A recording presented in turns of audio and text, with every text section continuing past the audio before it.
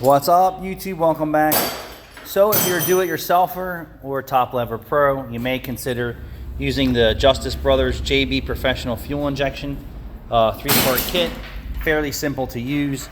On the back side, there's simple instructions. Step 1, fuel injector cleaner, add contents to gas can. I would not add this to a tank that's empty or near empty. You definitely want to fill up your tank with good quality fuel and then add this in there so it blends with all the fuel in there and does a thorough job over 15, 20 gallons worth of gas. Part 2 is the emissions cleaner. This is going to help break down deposits inside the engine and any sludge and debris inside of there. And then step 4 is your step 3? Step 4? Yeah. Step 3 is a fuel injection air intake spray. Let's check it out because I haven't used one of these in a long time. Yeah, Caleb, do the honors. So we got one for the engine oil, right? Woo, that's fancy. Step 1. It's like a beer can back in the day. Now let's add the gas tank. Step 2. It's emission system. Add the motor. Shaky, shaky, shaky. I'm gonna break my fingernail.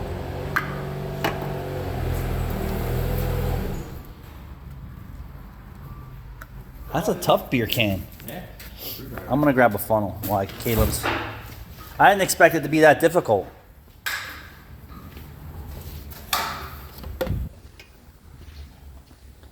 And make sure your funnels are nice and clean. Always inspect and look inside your funnels. I'm gonna give ours a shot of brake clean. I just used it to pour full synthetic oil in. Nice and clean. Go ahead, Caleb. Let's see what this looks like. It's like orange juice. It looks like Watered down orange juice, broth. Let's put your chicken broth in your engine. It smells like pink in it. All right, and that'll break up any gum and goo inside your engine. And then next is the gas tank. We're gonna use the same funnel. Always make sure you put your oil cap back on. Now we already did an oil change and oil filter with 020 full synthetic.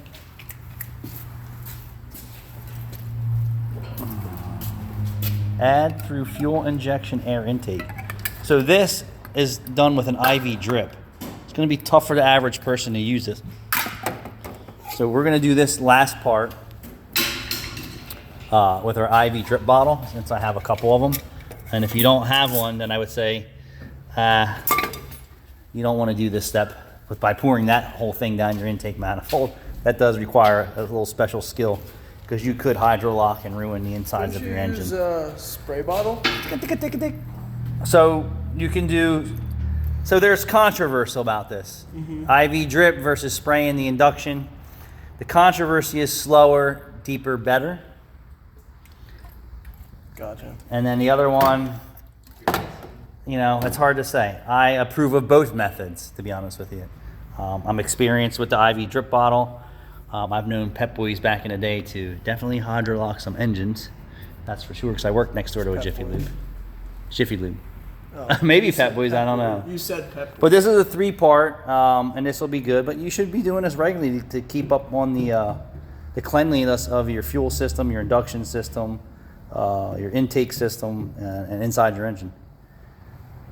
Even though this is a little difficult for average persons to do. So, I mean, you could put this in your your Spray bottle. your paints, your pressurized sprayer, and then go Like fog it. and then go in here and then hold the RPMs up or have someone help you, and then you could do it that way. I'm just going to advise for the average person who's not familiar with this product to not do this step, because that's a dangerous situation you could have on your hands by destroying your engine. The pouring stuff is fairly simple. Make sure your engine's full of oil. Make sure your gas tank has more than At least more than half. at least a half a tank or better of fuel in it. And that's my advice. Thanks for watching.